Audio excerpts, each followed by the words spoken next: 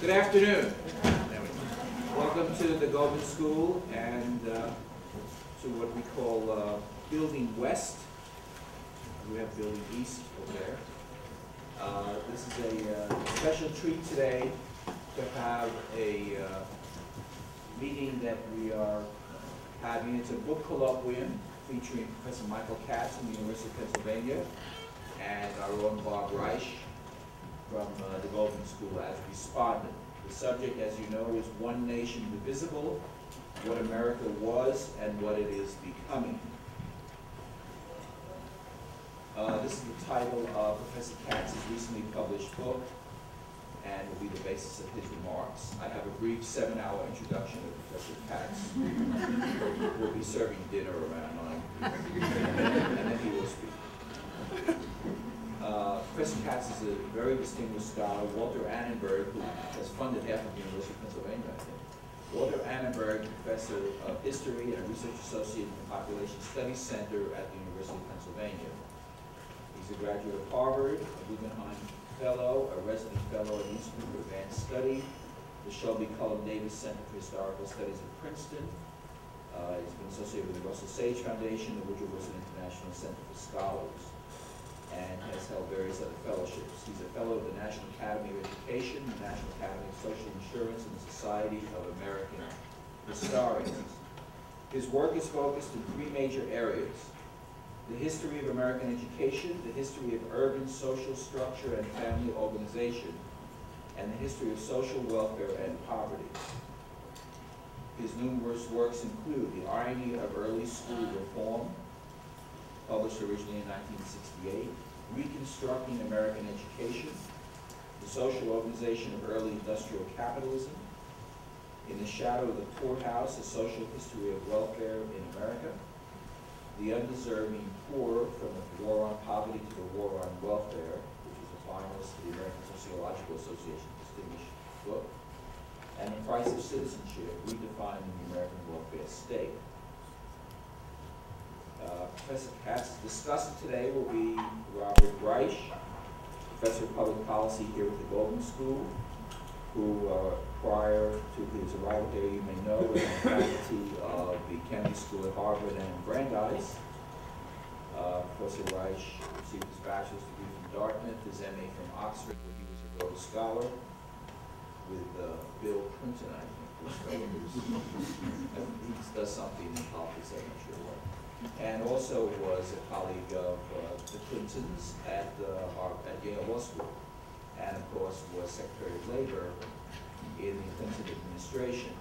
That was one of 3 administrations that Bob Reich served. As the 22nd Secretary of Labor, he implemented the Family and Medical Leave Act, led a national fight against sweatshops in the U.S. and illegal child labor around the world, headed the administration's successful effort to raise the minimum wage, secured workers' pensions, and launched job training programs, one-stop career centers, and school-to-work initiatives. Professor Reich has written 11 books, and 12 now with Super Capital, he's lost track. The Work of Nations has been translated into 22 languages. The bestseller Future of Success, and his memoir, The Him He Is Locked in the Cabinet. His most recent book, which is out in the lobby for signing and acquisition, Super Capitalism. His articles have appeared in the New Yorker, Atlantic Monthly, New York Times, Washington Post, Wall Street Journal. He's the founding co-editor of the American Prospect magazine, and his weekly commentaries appear on Public Radio's Marketplace, which I think has a listenership of 5 million people per session, and also is on Monthly with George Stephanopoulos on This Week on Sunday morning. In 2003, Professor Reich was awarded the prestigious Václav Havel Foundation Prize by the former Czech president for his pioneering work in economic and social thought. And in his spare time, he's also a playwright, because he has a lot of spare time. He wrote the play Public Exposure, which broke box office records at its world premiere on Cape Cod. No extra fee for that, I'll throw that in. I won't charge you extra for that. Just a couple more introductory with Berkeley's Institute for the Study of Social Change and its director, Rachel Moran, who unfortunately is on the East Coast, couldn't be here today. The Institute for the Study of Social Change is an organized research unit at Berkeley dedicated to understanding processes of social change in ways that contribute to transforming the conditions of inequality. And let's see, I'd also like to introduce Erica Cole, who is an ISSC graduate fellow, a doctoral candidate in graduate school education. Erica was one of several graduate students responsible for organizing today's event, and she will serve as moderator. And the format for the program is Professor Katz will speak first for about 40 minutes, followed by Professor Reich, who will speak for about 15 minutes, after which the audience will be invited to ask questions. In 10 years here at Berkeley, I've actually noticed there are very few questions from the audience after a speech, just criticisms. So be prepared. We'll reserve 15 minutes at the end to give audience members a chance to purchase Professor Katz's book and Professor Reich's book, and that's obligatory. You cannot leave the book. So please, let me turn it over to you. Thank you, Rick.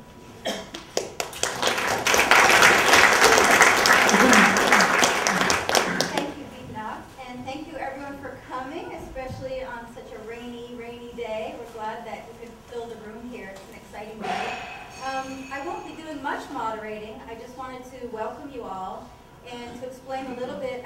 This event is part of the initiative of the Institute for the Study of Social Change called the New Metropolis Initiative, which focuses on the trends, the social, political, and economic trends transforming urban spaces in America today. And each year, the graduate fellows, which are interdisciplinary graduate students from across campus, this year we have students from the Department of Education, Architecture, Sociology, and the School of Public Health as graduate fellows at the Institute. And one of the things that we do, among other things, is we select speakers to be a part of this New Metropolis Initiative, to come and engage with us graduate students, but also speak to the broader UC Berkeley community.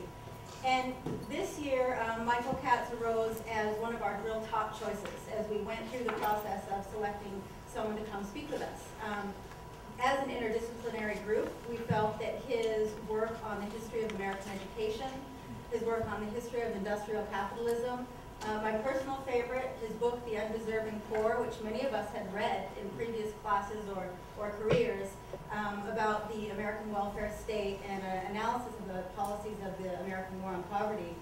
And of course, his most recent book, Nation Divisible, which is the topic of the talk today, really spoke very strongly and directly to the issues of both the Institute and the New Metropolis Initiative. So as an interdisciplinary group of graduate students addressing questions of enduring social and economic inequity and also the possibilities for social change, we're very pleased that Professor Katz agreed to come and speak with us.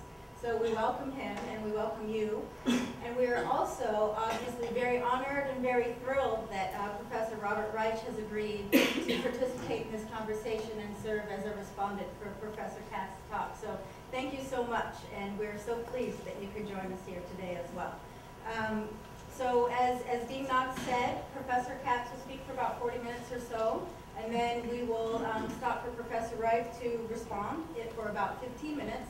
And then we'll have time for question and answers and also book purchasing and whatever you should choose. And Christine Trost of the ISSC has reminded me to tell you to please also, before you leave, to sign the sign-in sheet here, which the Institute for the Study of Social Change uses to document who we really bring to these forums at Berkeley. So thank you again for coming, and I'll turn it over to Professor Katz.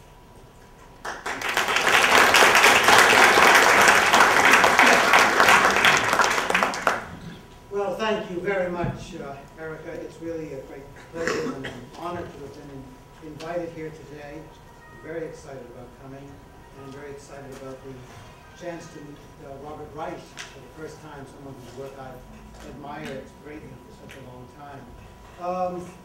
Let me just start off very briefly by telling you how my colleague Mark Stern and I came to write this somewhat odd book.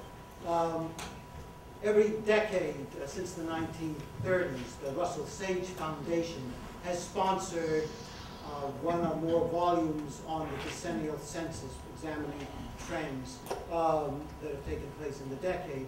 These are all very useful volumes. They're usually quite technical and don't have a very wide readership among the general public, although they're very influential. For the 2000 census, it being the millennial year, the foundation wanted to do something different. It wanted to have one or more books that would look at the century, the trends in the century as a whole, and to try to write about them in a way that was accessible to a non-specialist audience. And it had a contest for bids to write these volumes. And two teams were chosen, Mark and I obviously, and also Claude Fisher and Michael Hout from Berkeley, who produced a really excellent book on the same subject, but quite different than ours as well. So I'm going to talk to you today about the main themes. I will go on and talk to you about the story of writing this book, which nearly killed us. America today is undergoing a transformation as profound as the one driven by the Industrial Revolution of past centuries. This is the message that underlies One Nation Divisible. The great transformation began in the years following World War II and burst through old social and demographic structures with great force following the oil shock of 1973. It gained a name, globalization, mainly in the 1990s. In the New American Reality, Reynolds Farley describes these two revolutions, the 1960s transformation in family and sexuality, and the economic polarization after 1973. Both, in retrospect, highlight the discontinuity that highlights the end of the millennium from earlier eras in American, indeed in world history. Now, four themes link our book's analysis of a vast body of data across a century. And in the rest of these remarks, I'm going to outline these themes and briefly, and then turn to just a few examples that will illustrate each of them. The first theme is inequality. Throughout its modern history, durable overlapping inequalities have marked America's social structure. The United States was and remains one nation divisible.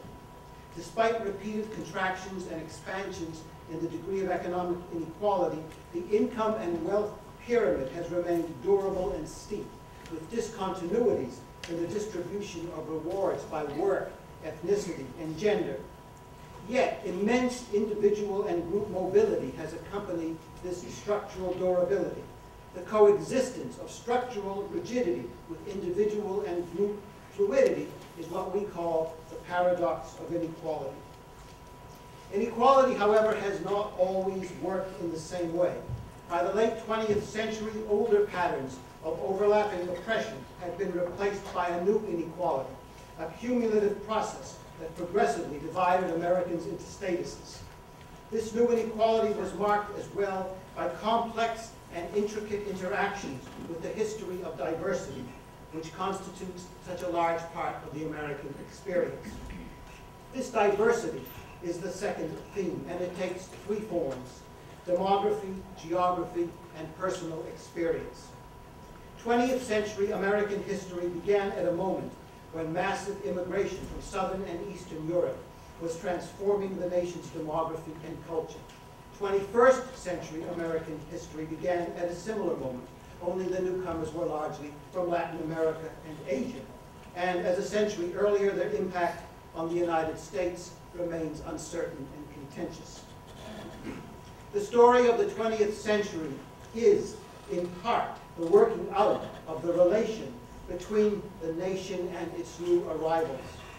The history of demographic diversity is also about race and gender. With race, the story focuses on the tortuous and paradoxical emergence of a new African-American inequality.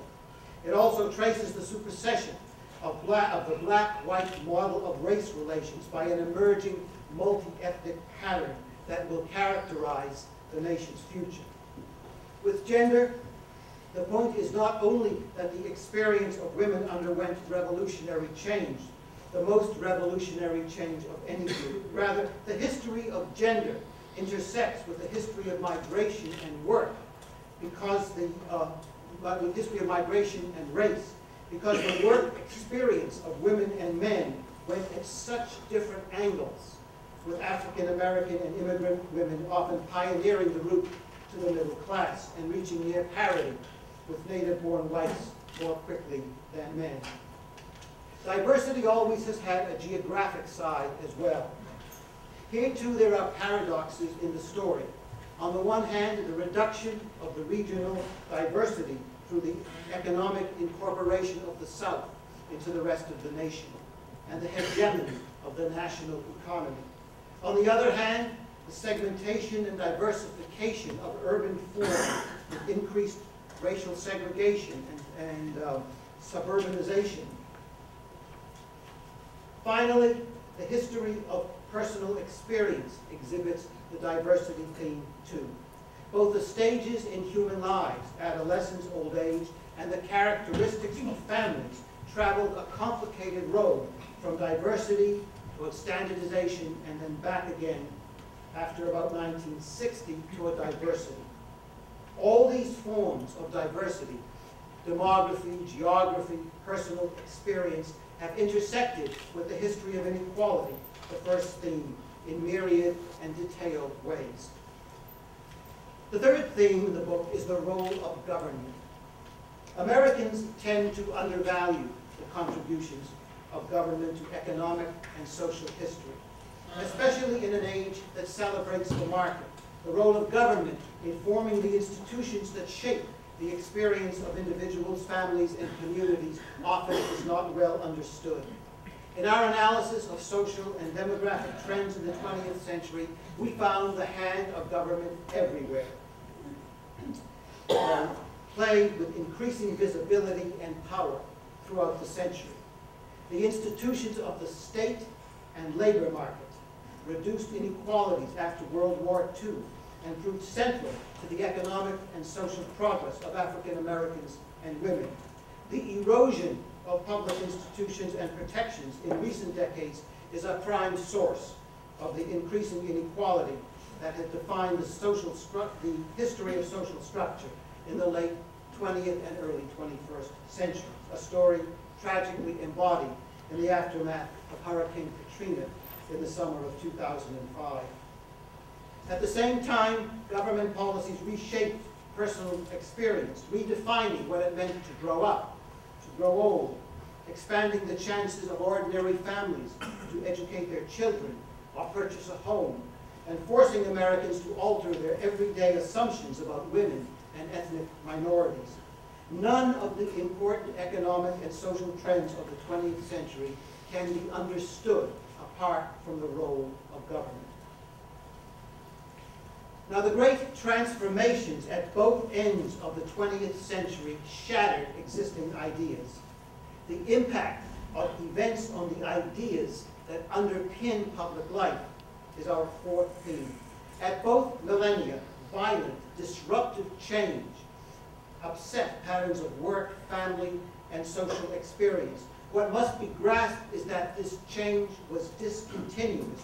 It did not simply intensify existing practices and trends. It was as much qualitative as quantitative. And at both ends of the century, it eventually reconfigured the nation's economy and society. Whatever the pace of revolutionary change, however, the break with the past is never clean, immediate, or total. Americans therefore lived with a tension between what their nation was and what it was becoming.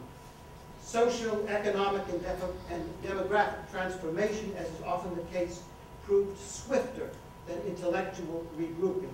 Americans confronted a transforming world with old ideas whose underpinnings had been exploded. So these four themes, the nature of inequality, the multiple forms of diversity, the role of the state, and the intellectual impact of discontinuous change. These are what run through this book. They make up a story with several subplots about individual and group experience, changing opportunity structures, new geographies, and the role of government. What weaves these stories into a larger narrative is their impact, is their influence on one another. All are prisms refracting two great waves of economic globalization, bookends to the century. At both the start and close of the 20th century, the reconfiguration of work registered in new patterns of inequality among women and minorities. Immigration resulted in novel social geographies. Fresh channels of mobility forced families to reconsider old strategies. Public policy rearranged the life course and rebuilt structures of opportunity. Events on the ground shattered the categories used to interpret public and private life. In both 1900 and 2000, the impact of massive economic and social change left America one nation, divisible, its great fault lines redrawn, but as potent as ever. So let me turn then for a little bit to some illustrations of these themes. First of all, inequality. In the last half of the 20th century, the civil rights movement, the women's movement, swept across the United States. And although neither reached its goals, each gained many of its objectives, as we are in fact seeing in the current election, right? And in the process transformed the nation. Yet in the decades of these movements' greatest successes, Americans became massively more unequal. The statistics are by now familiar. Income inequality has reached levels not seen in 70 years, since the Depression of the 1930s, and so on. You all know these numbers, I'm sure. How did this happen? One Nation Divisible answers the question by tracing multiple inequalities across the century and finding a common pattern among them. This approach to inequality does not intend to ignore or minimize the force of racism, sexist beliefs, or ethnocentrism. Its intent, rather, is to shift the focus away from individualist interpretations and towards structures and processes erected partly on beliefs in group difference or inferiority, but which once set in motion operate with their own logic. These structures and processes give inequality its durability and its history. Consider as an example the experience of African Americans. At the start of the century, pervasive overt racial discrimination barred blacks from most jobs, denied them equal education, and disenfranchised them politically. After mid-century, slowly and sometimes with violent opposition, the situation of African Americans changed dramatically. Courts, Congress, prodded by massive social movement, the national government, national embarrassment on the world stage during the Cold War, the electoral concerns of urban politicians, extended political and civil rights.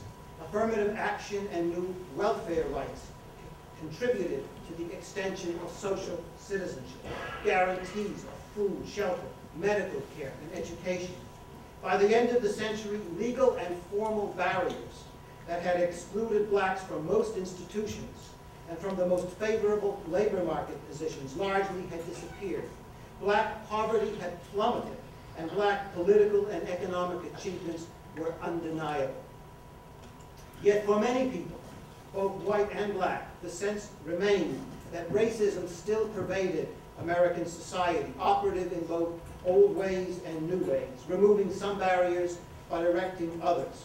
Observers found discrimination in racial profiling by the police, verbal slips by members of Congress, disproportionate poverty, incarceration and capital punishment, and in the workings of institutions and public policies that disadvantaged blacks.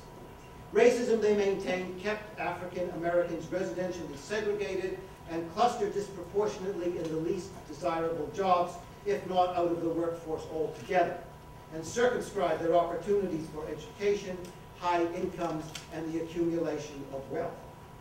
Far more often than whites, African Americans lived in poverty. Most black children were born out of wedlock, and a very large fraction of them grew up poor. And in the 1980s and 1990s, some indices of black economic progress began to reverse direction. In the summer of 2005, television images of New Orleans African Americans segregated in low-lying sections of the city, many without automobiles, trapped as floodwaters rose, brought home in a horrible way the persistence and consequences of black inequality and poverty. So was the glass half empty or half full? Could past black achievement be projected into the future, or had it stalled, leaving this enduring categorical inequality etched deeply into the soil of American life? The question should not be framed in either or terms, or answered on a single scale, using a single scale of progress. For the historic pattern of black inequality based on social, economic, and political exclusion largely shattered in the course of the century, replaced with its features rearranged in a new configuration of inequality. In the early 20th century, the sources and results of America's black-white divide overlapped with and reinforced one another.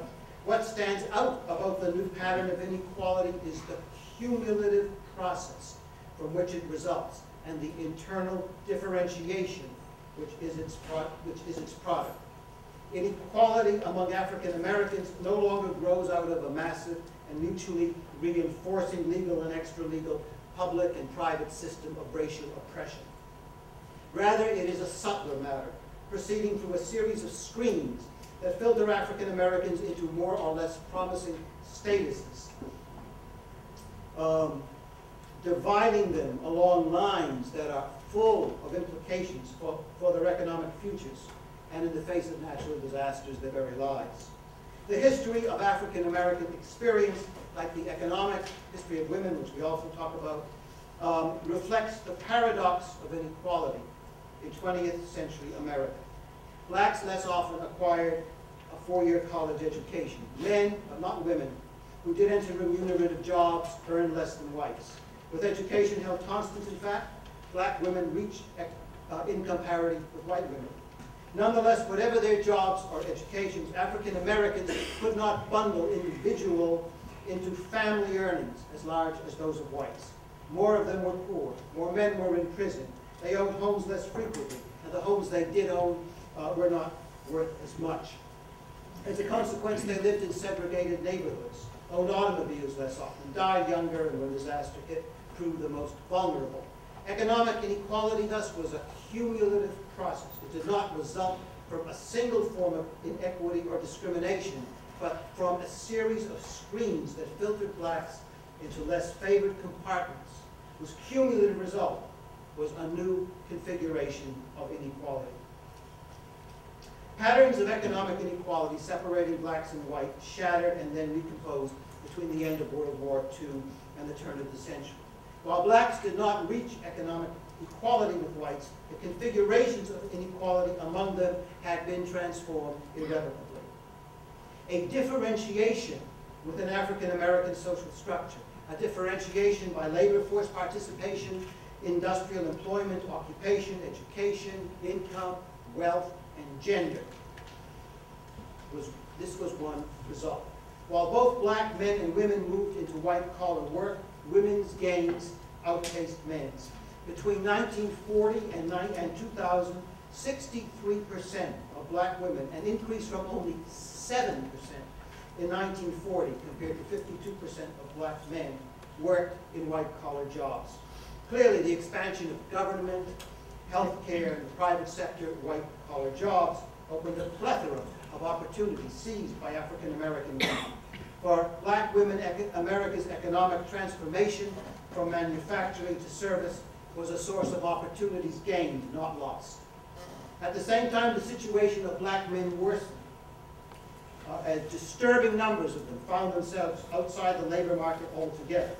For instance, between 1940 and 2000, the proportion of black men aged 21 to 25 out of the labor force jumped from 9 to 34%. Let's see if I can show you the first of the figures we have.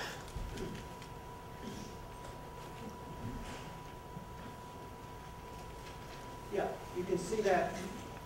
You can see that graphically.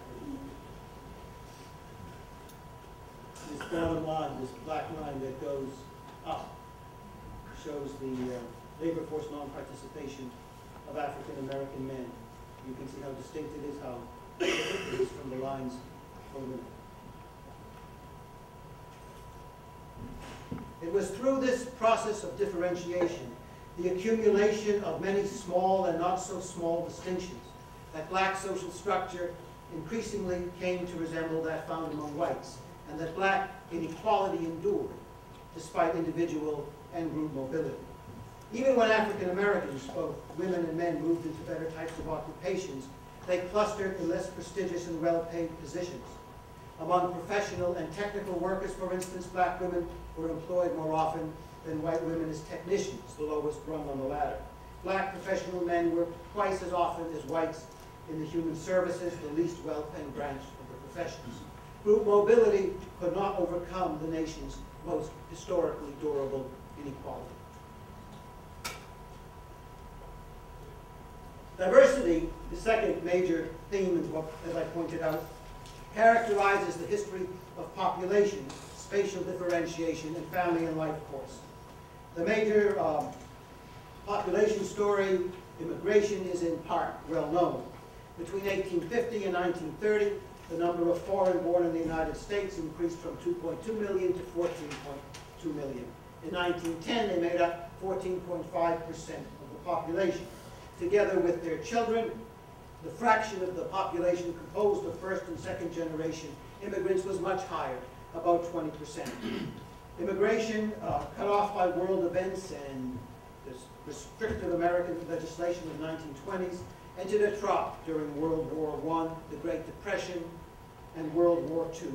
Its resurgence following the legislation ending the racially based quotas enacted in the 1920s began with the Hart-Celler, after the Hart-Celler Act in 1965, and it was fueled this time, of course, by newcomers from Asia and Latin America, especially from Mexico, with many from the Caribbean, South Asia, and Africa as well. By 2000, the number of foreign-born in the United States had reached 28.4 million, and the inclusion of undocumented or illegal or irregular immigrants, depending on what your choice of term is, would boost this numbers considerably. Estimates put the number at 11 million in March 2005. Some estimates are higher now. By 2000, the documented foreign-born were 10.4% of the population, but they accounted for a third of the population growth in the 1990s. The consequences of this recent immigration wave are the subject of a lot of controversy and much research. It's my impression, in fact, that immigration has replaced race as the hottest topic among social sciences heavy hitters. Here, though, I will stress only a couple of points that seem of special interest. One is that among recent immigrants, the experiences of men and women differ. Assessments of immigrant economic incorporation, of how well they're doing with work and income, usually underemphasize gender.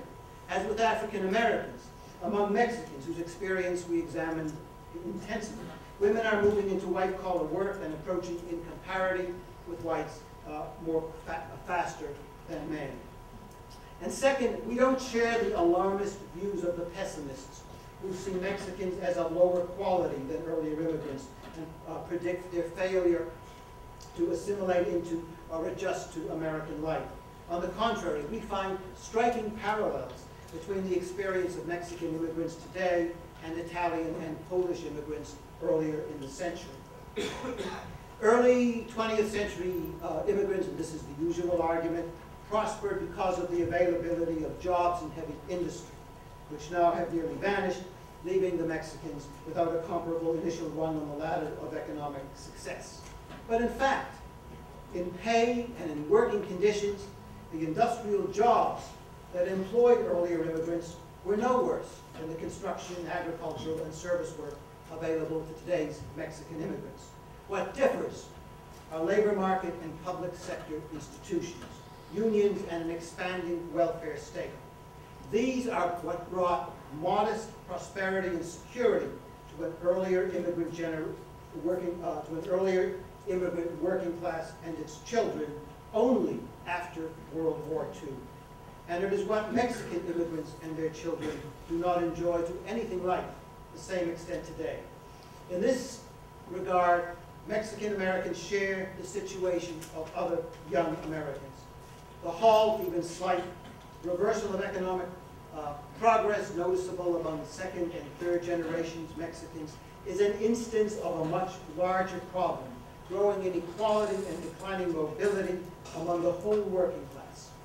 After World War II, a dynamic economy, expanding access to higher education, unions, fair wages, employee benefits, and opportunities in publicly related jobs, supported by an active government, finally began to move the children and grandchildren of early 20th century immigrants toward better jobs and incomes. Without a reinvigoration of these influences, current-day Mexican immigrants and their children will not enjoy the same rewards. This is beginning to sound like a campaign speech. Another aspect of diversity on which I want to dwell a bit is a feature of the history of family and life course. A sequence from diversity to standardization and back again to diversity, although of a very different sort than earlier in the century, characterized the transition to adulthood and the transition to old age, as well as the structure of American families. It's an interesting question. What defines an adult? Clearly, the answer involves more than biology. By itself, puberty is an important marker, although one's onset varies with historical circumstances, but it's far from sufficient. Does adulthood begin when young people leave school, when they start to work, marry, have their first child, set up their own households? None of these by themselves is a clear index, as all of us with grown children know. At least in modern Western societies, the temporal relation of these events to each other and their cumulative outcome in individual lives defines adulthood, which is a process of moving from dependence to autonomy, from the status of child to independent householder, rather than a singular event. It is, moreover, a highly variable and malleable process with its own distinct and fascinating history. Most people experience 6 key events between their late teenage years and early 30s. Leaving school, starting work, leaving their parents' home, marrying, setting up an independent household, and parenthood. These events do not always occur in a neat sequence. They're not universal or unidirectional. Some people move in and out of statuses back and forth between their parents' homes, for instance, and others follow different routes, never leaving home or marrying, to take another example, or having children and living independently before marriage. And patterns vary by sex, class, and race. But there is a rough 20th century story about these patterns. It might be called the historical demography of youth, or the history of the route to personal independence. In the first half of the 20th century, young people traveled a long route along the passageway to independence, however its endpoint was defined. This was true of both blacks and whites. Although they left school as teenagers and started to work, young people either postponed leaving their parents' homes or departed to live with other families before they married. They relied for support on the adult households in which they lived, and these households, in turn, relied on them for income. After World War II, for 2 or 3 decades, the length of their journey became compressed. Longer school attendance delayed its onset. Relatively quick exit from their parents' homes hastened it. Young marriages and independent households brought it to an early close. In this era, young people remained dependent on their parents longer than ever before. They contributed less to family incomes, and they made decisions about the next major stage in their lives, marriage, while they still lived at home or very shortly thereafter. In neither these years nor in the century's first decades did very many young people, or that, for that matter, anyone else, that is the early days of the 20th century, live alone, separate from parents, without a spouse or partner, nor did any but a very small fraction of women bear children before marriage. By the mid-1970s, this pattern had begun to fray and to differentiate by race and class. Once again, young people were delaying their passage to independence. They stayed even longer at school. They lived in various kinds of transitional households after they left home, and they married later. Most of them began full-time work in their 20s, but many remained in school at the same time. These were the first young people who reached decisions about marriage and the formation of independent households relatively autonomously from their parents. They nonetheless remain partially dependent on parents for financial and emotional support. And I can show you some.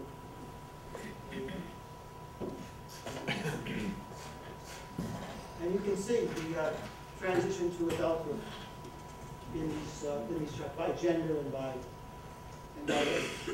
On the surface, look at the whites first, the longer one earlier in the century, depression in the middle, extension at the end. On the surface, young people appear to have returned to the long road to independence, characteristic of the early 20th century. But the situation was in fact very different.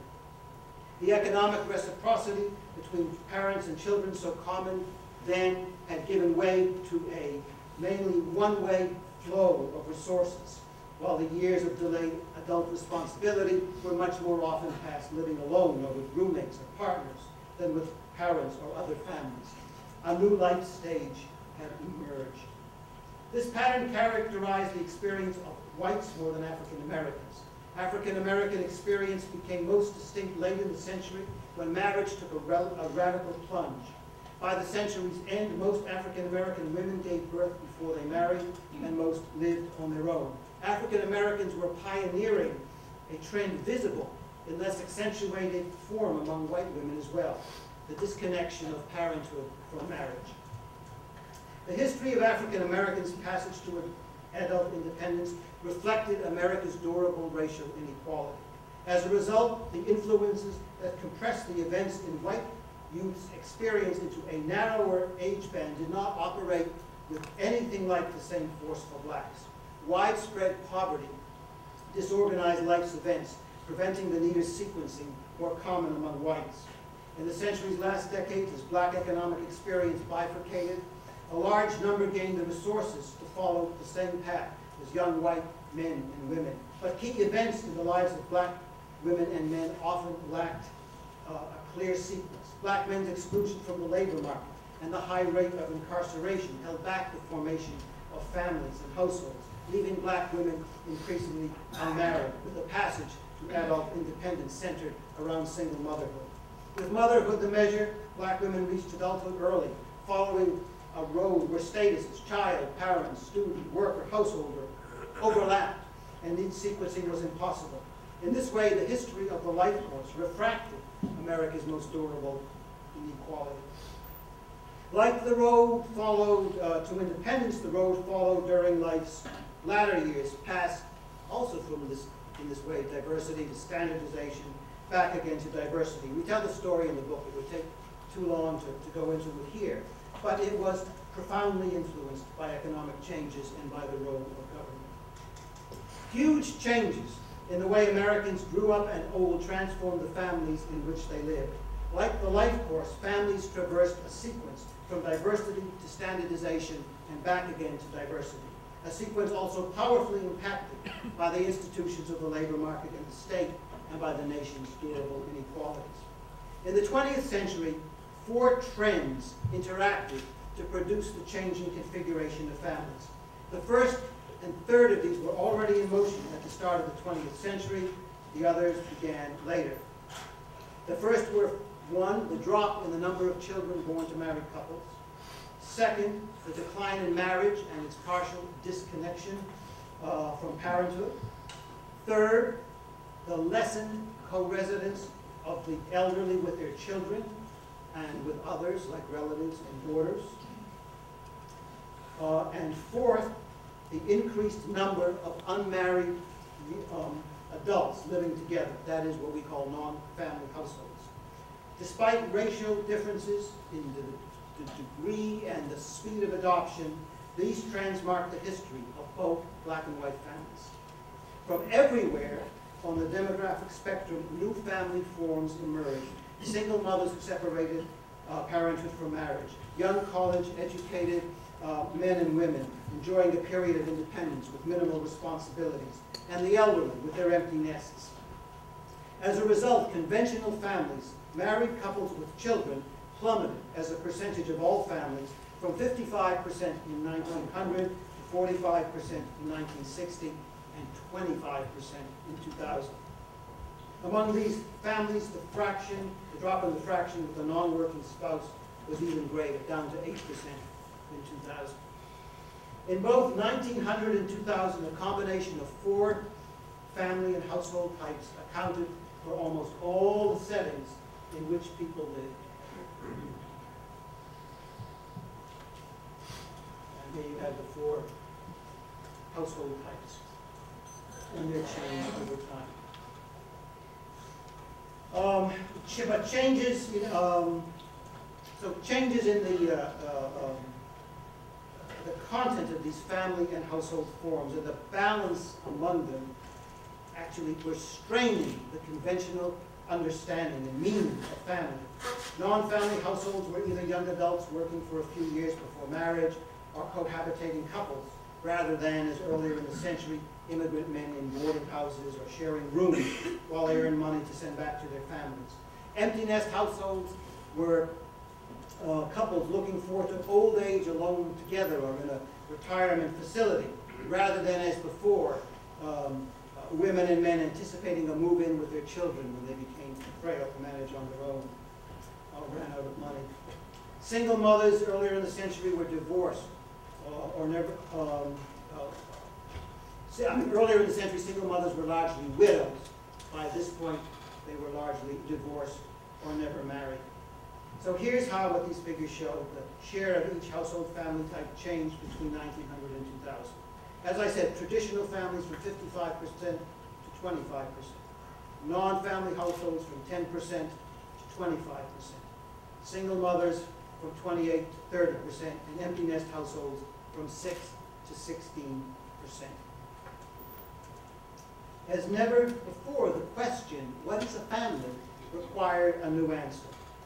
This new balance of household types, which accelerated with astonishing speed after 1970, resulted in a new domestic landscape that is changing the meaning of suburbs. During the century's last 3 decades, suburban demography and function changed, with the result that cities and suburbs have grown more alike. And our work here is based on 14 exemplary metropolitan areas. Between 1970 and 2000, the proportion of suburban census tracts where married couples with children composed more than half of all households went down, like a stone, from 59 to 12%, and in central cities from 12 to 3%. By 2000, the great majority of suburbanites, including those in the Sun Belt as well as the Rust Belt, lived where married couples with children made up a small share of all families. So single mothers replaced many of these traditional families in both suburbs and the cities. And then as the population aged, empty nest families became much more common in the suburbs as well.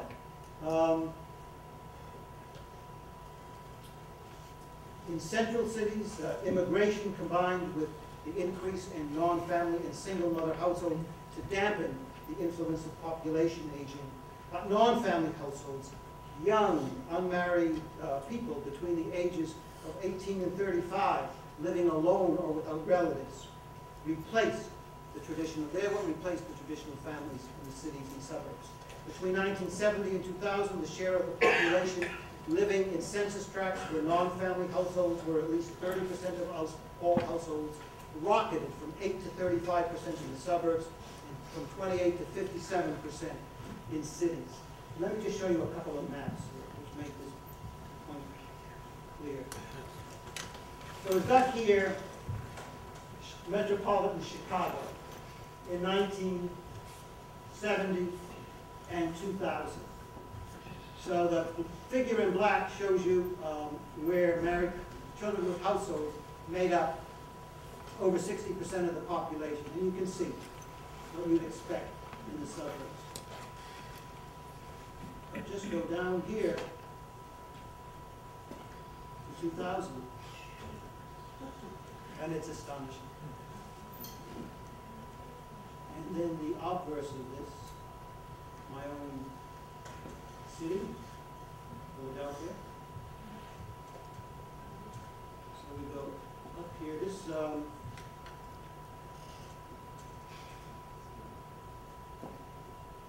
these are the non-family households. So you see, there's only a few places in 1970 where there are over 40% of the household. But then come down here to 2000, and they're all over the place, in the city and in the suburbs. My colleague Mark began this work by understanding these figures by overlaying the presence of Starbucks onto the map. And there's a nice congruence.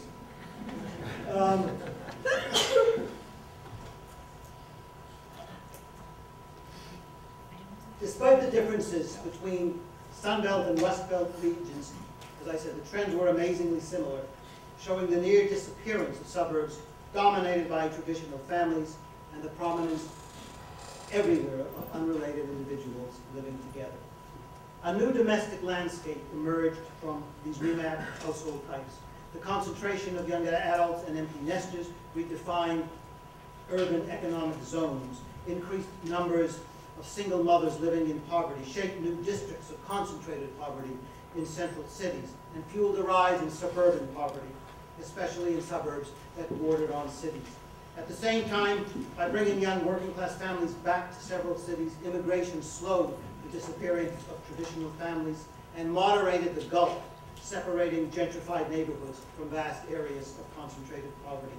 Waves of immigration and industrial change have repeatedly rearranged the social geographies of cities, but the new domestic landscape demanded nothing less than a redefinition of suburban character and purpose. It's actually something I'm working on now with some colleagues on immigration to show its relationship to these new patterns. The histories of growing up and growing old responded in part to the macroeconomic forces reconfiguring work and inequality. Reacting to disruptive change, individuals and families altered the strategies with which they worked out their survival and their futures.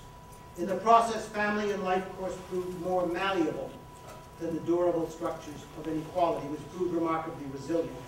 Like inequality, however, life course and family also changed as a result of actions by the state. Every way, in one way or another, the hand of government, for better or worse, was evident. I'll give you two examples of this.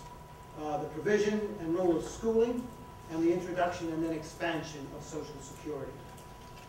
The hand of government evident everywhere throughout our story too, from sanctioned racial segregation to legislation supporting trade unions and fair wages to civil rights. But the example I want to focus on just briefly is different. It's the facilitation of African American social mobility.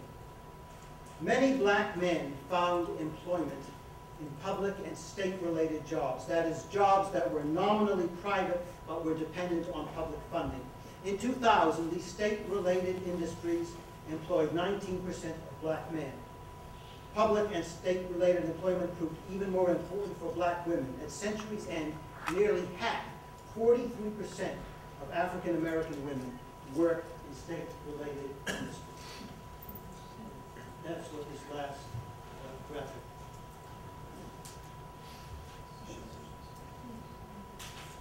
The rise, tremendous rise in this number of the African American women. Public employment became African Americans' distinctive occupational niche. The Brown v. Board of Education Supreme Court decision in 1974, which declared school segregation unconstitutional, the Civil Rights Act in 1964, the Voting Rights Act in 1965, affirmative action policies in the 1960s and 1970s. All of these built pressures to desegregate work and expand opportunities for African Americans. Racial barriers in employment crumbled most quickly in state-related jobs, and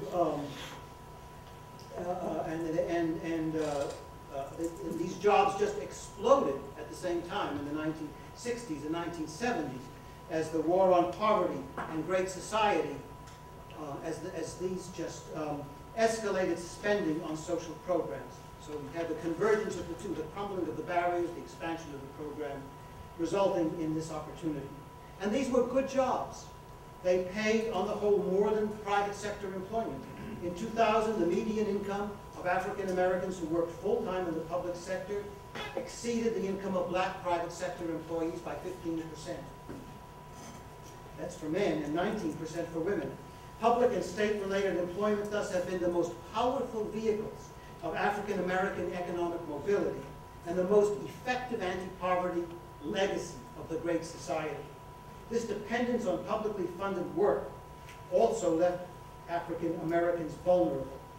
Reductions in public employment and spending strike them with special ferocity and undermine their often fragile achievements. Public employment, more than blue-collar factory jobs, played a key role in lifting African Americans out of poverty. High black poverty rates, that is, and I think this is important, did not result from deindustrialization.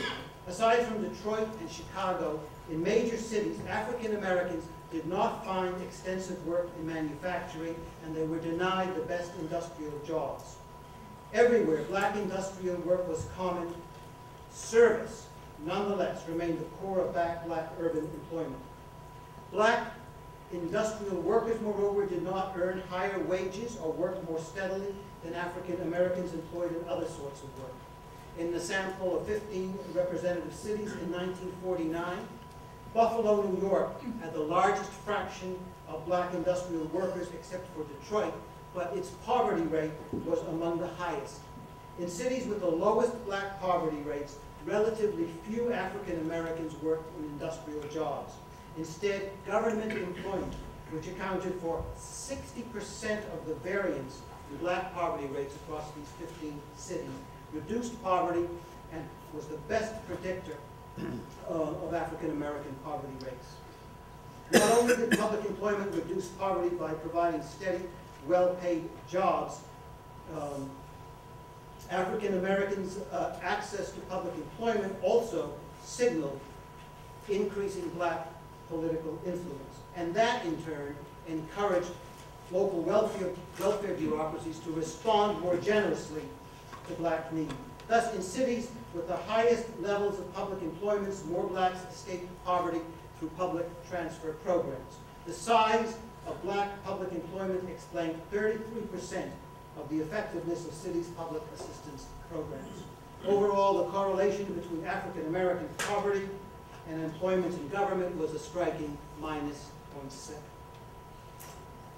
And then briefly, as I come to the end here, by the start of the 21st century, with opportunity structures rearranged, inequality reconfigured, women's work revolutionized, and family and life course altered almost beyond recognition, every major concept used to describe public and private life became obsolete.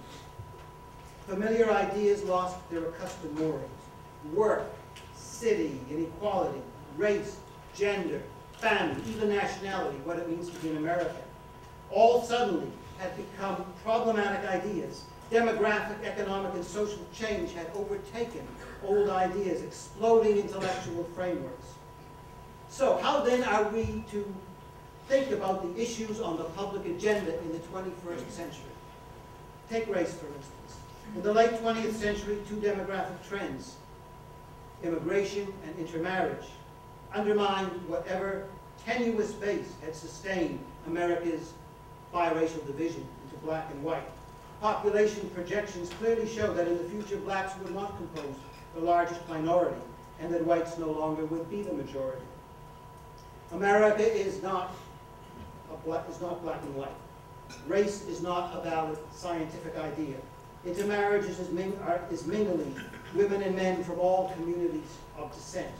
What vocabulary will best capture group identity in the 21st century? The answer remains far from clear, but two things are certain. It cannot be the same as in the 20th century, and it will have immense consequences that reverberate through every corner of public life. Under pressure from transformative economic and social change, ideas thrown around unreflexively in everyday conversation, public, work, city, family, race, American, had lost their customary meanings. Everywhere, struggle and contention surround their new content. In some cases, as with work and city, antagonists disagree over new terms to capture, but all agree are historic and irreversible changes. In other instances, as with family, race, and nationality, the lines of conflict separate those who want to push ahead to find new definitions from others who want to restore the conditions that had sustained the old ones. Whatever definition survived the Darwinian contest for wide public definition, three threads ran through the century. One was diversity. America was a nation constructed by many people different from one another in almost every way. The mix constantly altered but continually renewed. It was never homogeneous or bland. The second thread was government. America was the land of the free market and the frontier, but its every aspect was shaped in one way or another, for better or worse, by the hand of the state, which, to mention only one instance, through its immigration laws, sculpted the texture of the nation's diversity. America was also, and this is the third theme, a land of multiple, durable, deeply rooted inequalities. Individuals and groups experienced dizzying mobility, up, down, and geographic. The way inequality worked underwent important change. But throughout the 20th century, America was, as it remains, one nation divisible with liberty and justice for some. Thank you.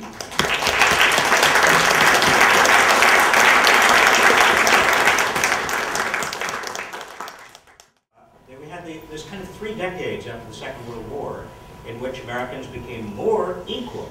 And regardless of where you were in the kind of income or wealth ladder, you tended to increase your income and wealth by about the same amount. In fact, if you were quite poor, you increased your wealth and your income by more than people who were in the higher levels on the ladder. There was, as Professor Katz said, a great deal of mobility up and down, but quite apart from that mobility, what we saw in the 1950s, 60s, and 70s was, again, everybody went up together. As John F. Kennedy said, a rising tide lifted all boats. Why did that stop? What happened? Why did the Great Compression reverse itself?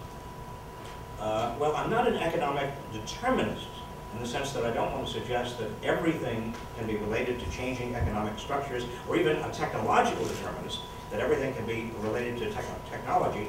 But I do want to take a slightly different tack from what Professor Katz did. I don't think it's all government. Or if it is government, I think that that doesn't necessarily explain it, because government itself is a function. What government does or does not do, and I can say this after spending a lot of time, half my adult life in government, is very much a function of what the public, where the public is, what the public wants, the constellation and configuration of power in society. What was it about the changing dynamics of power in American society after the 1970s that led to a different kind of public provision? And also, I want to answer a separate but related question. Why is it that inequality has widened not only in the United States, but in almost everywhere around the world? We're not talking only about America.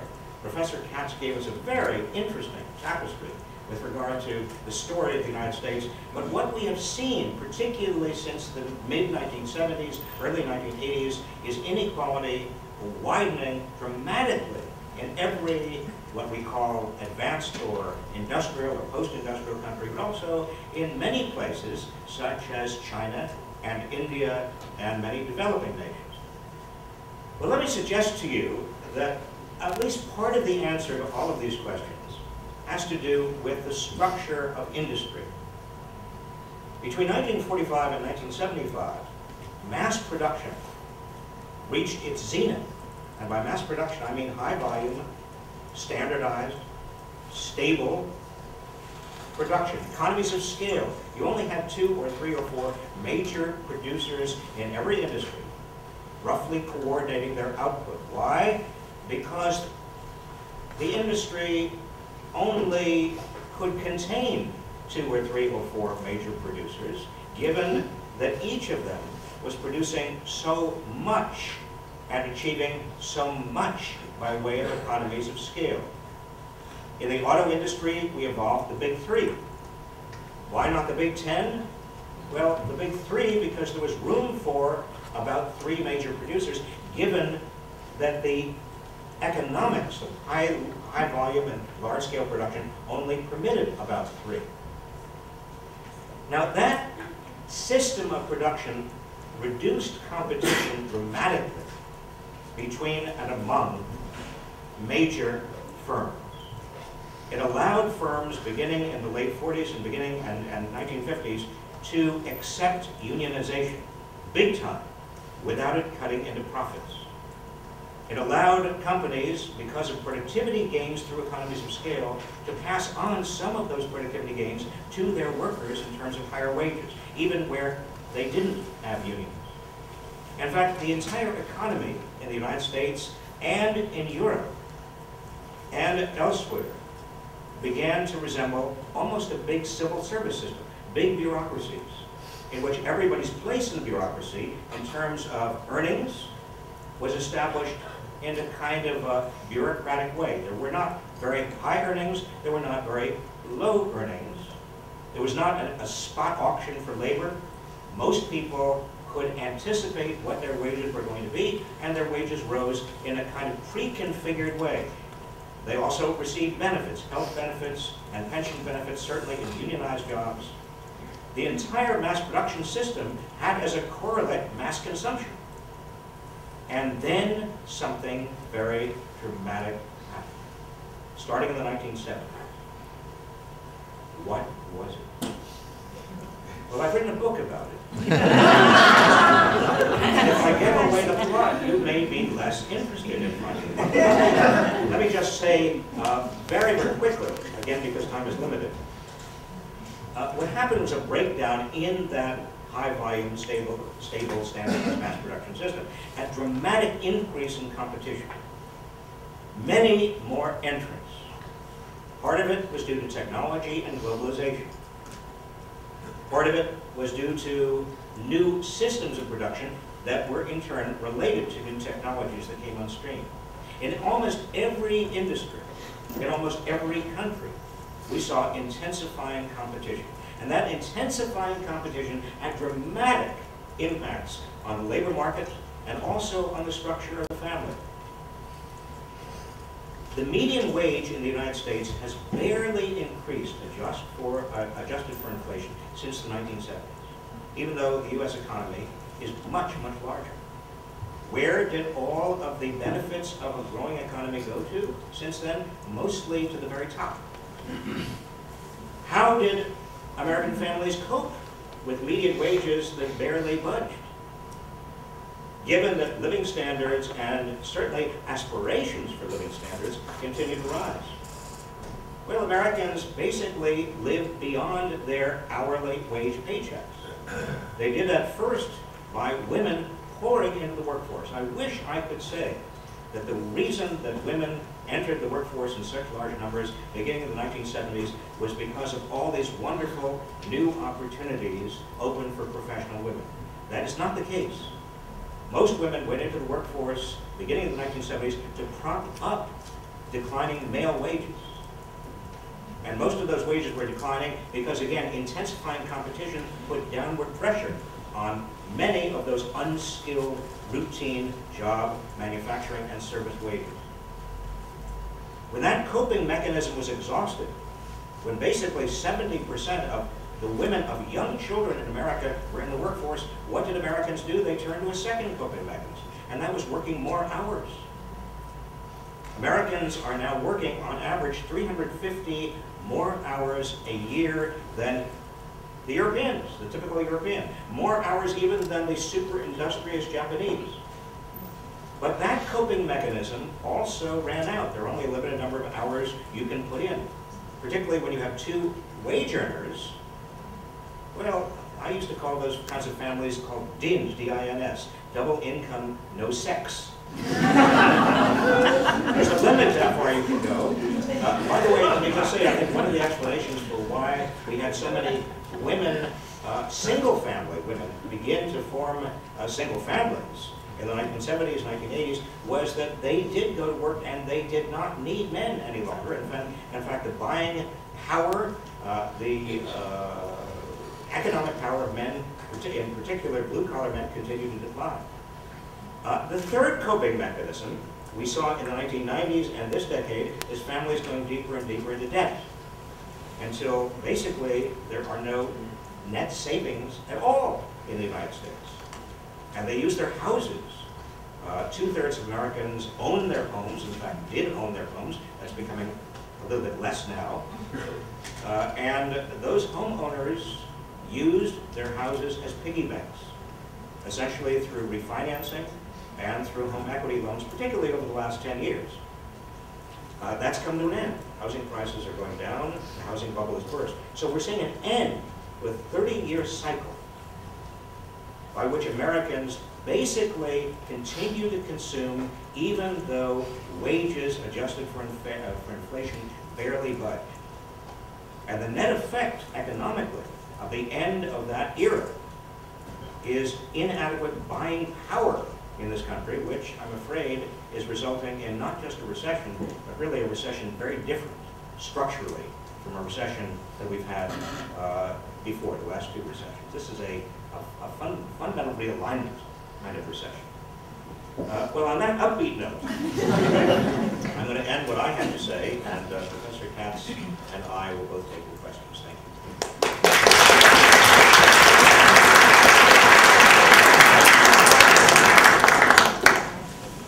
Okay, we'll take questions.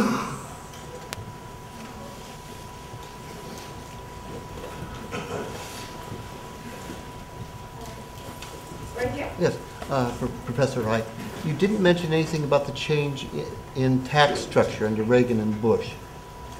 Is that relevant to your story? The question is, what about the changing tax structure under Reagan and Bush? Yes. And certainly politics is very relevant to the story, but it is a second order. I think Professor Katz, if I understood his argument correctly, put the changing role of government and politics as a kind of first order positive effect. I would say it's a second order in the sense that I think one of the reasons that Reagan came to power was an increasingly frustrated blue-collar America, getting no answers to their problems and very susceptible to the politics of blame.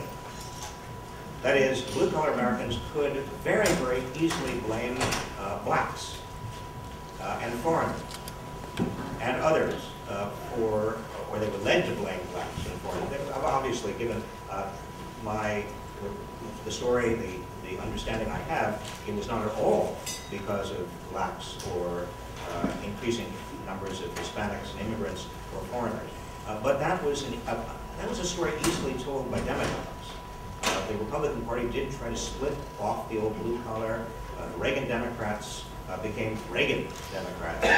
And that was a big part of the political transformation. In fact, welfare was abolished for all intents and purposes under the Clinton administration. Why? Because you had so many white women who were going into work, and many black women into work, and they looked in a very racially heightened atmosphere at welfare recipients, and what they saw were women who also had children just like them, who were not working, and most of them looked of a different race. And the demagogues could easily say, well, wait a minute, now that you are working with children, why should they, who were different from you, be supported through welfare? Welfare lost its political support, not only along racial lines, but also with so many women going to work. So again, a quick response to your question, politics certainly played a role. Tax changes, even without the tax change, we would have seen widening inequality of a very dramatic effect. The data I'm using are before, are after tax. I'm sorry, before tax. Yes, right here. Thanks. Thank you so much for your talk and for the response. I appreciated in particular, and I'm grateful for the decision to not attack, but rather to build and complement. I think that's the great new paradigm. And in that spirit, this is just a tiny point, but I believe it doesn't have to be that either women, more women were in the workforce because there was more opportunity and desire to forge identity through work or whatever, or it was because husbands were earning less. think it can be a combination and a writing of those factors. I just really value it when people don't really hear them. Otherwise, I'd love the whole experience. Would you like to respond?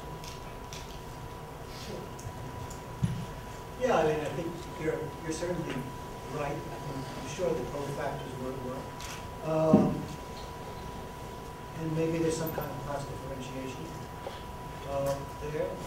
Part of educated women and more women, so many more women in college education and so on, and a great desire to put those educations to use. On the other hand, probably many women who are working in very routine, not very well paid, and not particularly pleasant jobs. I'd rather not be. I mean, there's an interesting parallel to the progressive era, where women historians were all tended to argue about the liberatory effects of women going into work and so on, late 19th, early 20th century, and then there's a book by Leslie Temple, probably 20 years ago, about working women in factories, and she sort of said, hey, you know, these women were working because they had to. They didn't like it. They really preferred not to have been working. So, yeah, so I think both things, I suspect both things are at worst work, and then there was a class dimension to A question back here. Professor Katz, you argued that the recent explosion in immigration from Mexico is really very parallel to what was seen at the beginning of the 20th century with Eastern European going Italian workers, except for the reduced access to higher education. Well, I wonder though about the difference in terms of access and importance of K-12 education for those two populations, since at least the belief is, perhaps it's a myth, is that immigrants of that time placed enormous stress on their children getting initially a high school education, later a college education, and at least for those from Eastern Europe, the existence of an extensive parochial school system with very high stress on getting through the system was something that a lot of those immigrant kids experienced. And that doesn't seem to be the case with the Hispanic population today, where there seems to be less stress on education. Is that a myth? Yeah, I don't think it's an accurate rendition of the history. I know there is the argument that's made particularly by George Borjas that immigrants today are of lower quality than immigrants who came earlier in the century. And one of the arguments that he uses is that there's such a gap in education now between the Mexican immigrants in particular and the population of this country. But it's very historical argument. Because if you think back to the early 20th century, educational levels of the population were very different. And the real gap was between those who had a common school education and were literate and those who weren't. And aside from, we can't use the Eastern European Jews as our model. But if you look, the people from Poland and Italy,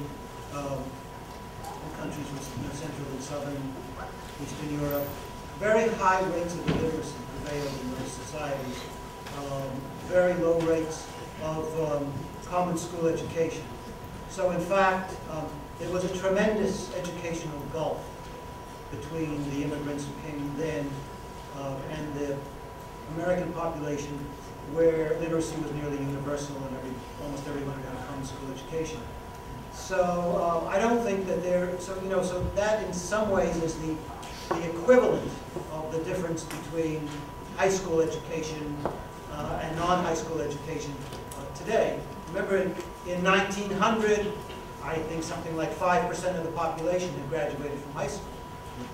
So the context makes a tremendous difference. That's point number one. Point number two is there's a lot of evidence that in the early years, working class immigrant parents wanted their kids to leave school early and go to work.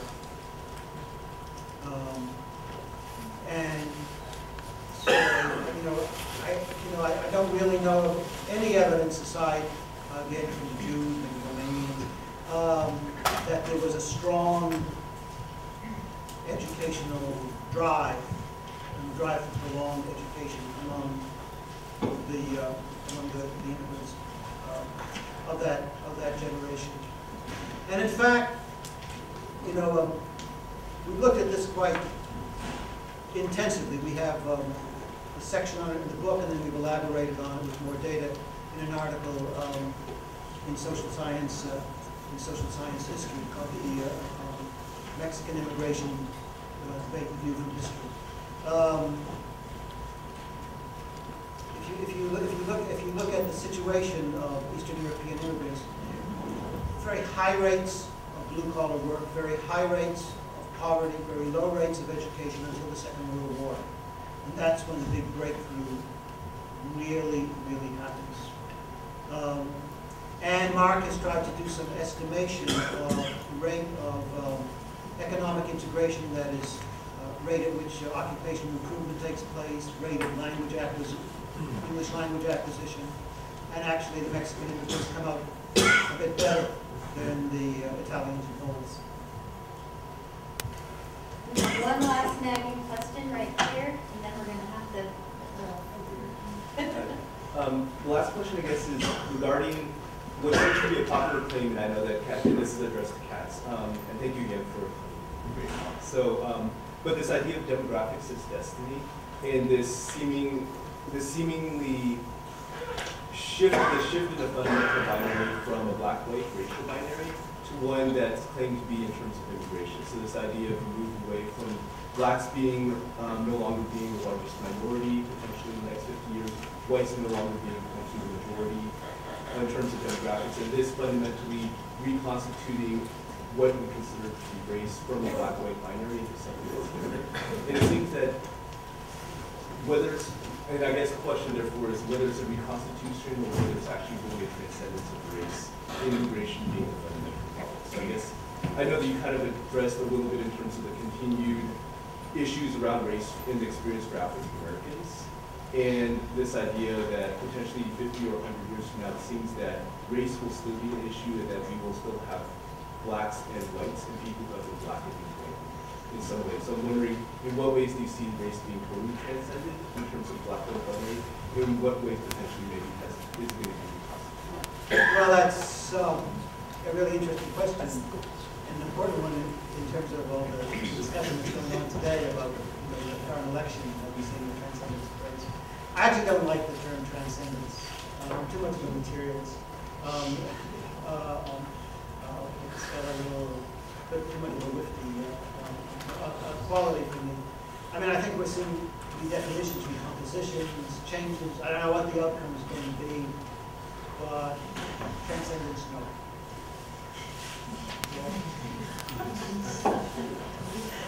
Well, David Hollinger here at Berkeley has done some very interesting work on not the demise of race, but the the confusion we are getting into when we try to classify race. How race used to be used as a way of understanding ourselves and different groups in America, but because racial lines are blurring, it's becoming less and less useful. This has a bearing in public policy on affirmative action. And pressure is growing to get rid of racial classification with regard to affirmative action and build socioeconomic classifications. In other words, have affirmative action for low-income people, regardless of race. And that's fueled by the difficulty we have of understanding race, and also less and less correlation between race and economic position. Let's thank our guest, Professor